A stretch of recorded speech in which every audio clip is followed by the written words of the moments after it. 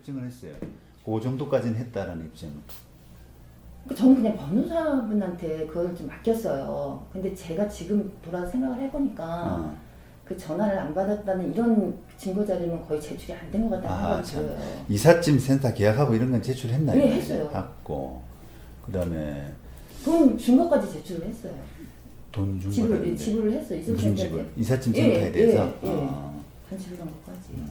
그러면 그게 이삿짐 센터에 계약을 하고 돈 지불했다는 그 부분이 28일 날 그런 그 이삿짐 내리고 하는 것까지도 입증이 된다고 보이세요? 예. 왜? 그 안에 자료가 나와 있어요.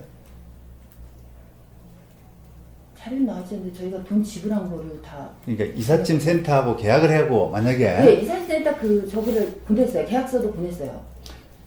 이삿짐 센터하고 계약을 하고 네. 계약을 했는데 그날 뭐 저기 임대인하고 연락이 안 돼가 짐을 아예 안 내려버리면 짐을 내리는 그런 부분이 없으면은 과연 명도에 관한 이행 제공을 했느냐라는 부분이 좀 다투어질 수 있을 것 같거든요. 근데 이삿짐 센터에 뭔가 뭐 계약금을 주고 계약서가 있다고 해서 짐을 내리고 하는 그 부분까지 입증이 됐냐고 볼 수 있냔 말입니다. 제 말에. 이해되시겠어요? 네. 예. 그러니까 입증의 문제거든요. 요거 가지고 이만큼, 요거 가지고 볼 수 있는 입증은 요만큼이지, 이만큼이라고 보기는 어렵단 말이에요. 그러니까 이제 그걸, 제출한 증거 가지고, 내가 이삿짐을 내리고 연락이 안 돼가지고 다시 올렸다. 라고 하는 부분까지 입증이 되겠어요? 근데 그분들을 증인으로 모시면 되지 않을까요? 1심에서 됐냐고 묻는 겁니다, 안 했어요. 제가. 이건 그렇게 그러니까. 안 했어요. 법원에서는 지금 뭐라고 판단했는지 한번 봅시다. 이 부분 보면은, 실제로 이사를 준비했다고 하더라도 이렇게 했어요. 네. 했지만이 아니고, 네.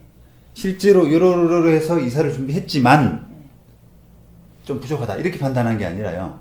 그렇게 이사를 준비했다고 하더라도, 긴지 아닌지 모르겠지만, 하더라도 그것은 이행 제공 준비한 정도에 불과한 거 아니냐. 준비 정도에 불과한 거 아니냐. 이렇게 판단했단 말이에요. 그러는 이제, 경험상으로 보면, 제 경험상으로 보면, 저런 정도의 판단은 네가 했는지 안 했는지 잘 모르겠다. 그런 거예요. 그 준비를. 지금 말씀하시는 거. 근데 그게 이제 팩트이긴 하지만, 당사자가 이제 조금 이게 법률 전문가가 아니기 때문에 나는 요 정도만 내면은 재판부가 알아서 이 정도는 실제 사실이니까 그 정도를 알아서 판단해 주지 않을까 생각하는데 그렇지 않단 말이에요. 이행 제공은 나의 책임이고 주장을 하는 나의 책임이기 때문에 이게 이삿짐이 내려왔다. 이삿짐 센터하고 이런 계약을 해서 짐이 내려왔는데 뭐 전화를 해보니까 전화가 안 돼가지고 다시 올라갔다.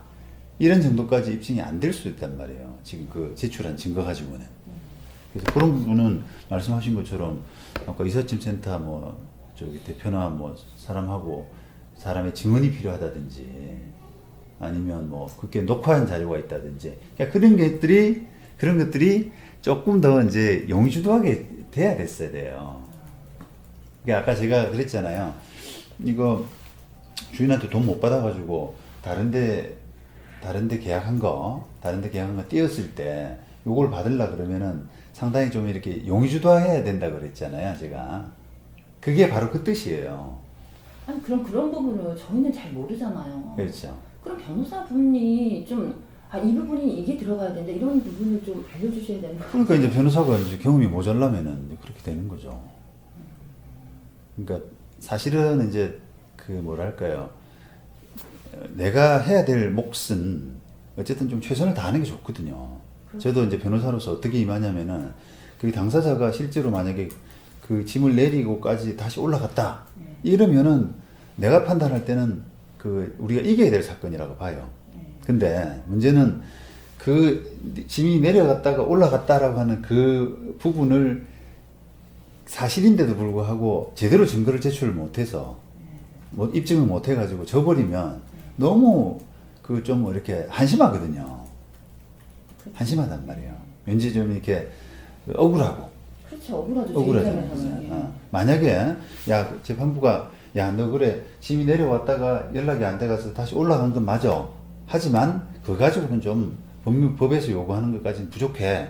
이렇게 하면은 그나마 조금 내가 덜 억울한데 집 내려왔다가 올라간 지까지를 잘 모르겠어. 그건 뭐 증거가 없지 않냐. 이렇게 판단나 버리면 그건 너무 좀 한심하잖아요. 그죠? 그런 뜻이에요, 그게. 근데 이삿짐 센터까지 불렀는데도 불러서 그게 제출이 됐는데도 그게 만약에 돈 증거까지 아니요 그게 아니라 그거는 뭐랄까요 좀 아니요 그게 아니라 쉽게 조작할 수 있는 증거 아니에요? 아, 그렇게 예. 아는 주변에 이삿짐 센터도 많고. 아 그렇구나. 그렇죠. 제가 생각을 못했네. 예. 그러니까 이제 그 출발은 어디서 출발하냐면은 내가 요 돈을 못 받아가지고 저기서 보증금을 못 내서 저기서 계약이 깨져서 3천 얼마 날렸다 라고 하는 부분이 상당히 받아내기가 쉽지 않다라는 것에서 출발하는 거예요. 입증이 상당히 필요하다.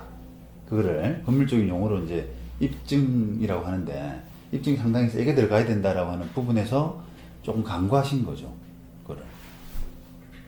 사실은 이제 그냥 뭐 지난 이야기이긴 합니다만 그 당시부터 이제 변호사 자문을 받았으면 더 좋았을 테고 그 다음에 소송할 때도 이제 만약에 이제 그 정도가 진실이라고 한다면은 저는 이제 변호사가 증언을 했어야 되지 않을까.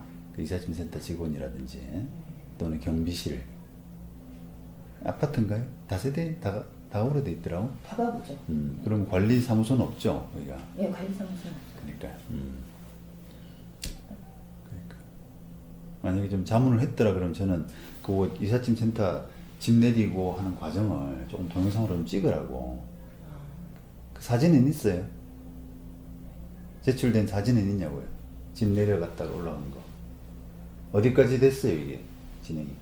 지금 내려갔다가 전화를 계속 안 받으니까 다시 어디까지 올라갔는데? 어디까지 내려갔는데?